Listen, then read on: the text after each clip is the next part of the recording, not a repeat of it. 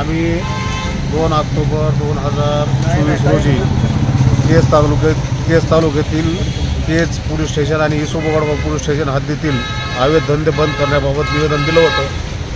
त्याचा आज सकाळी 8/8/2024 रोजी आम्ही आमरण उपोषणाला बसत आहेत.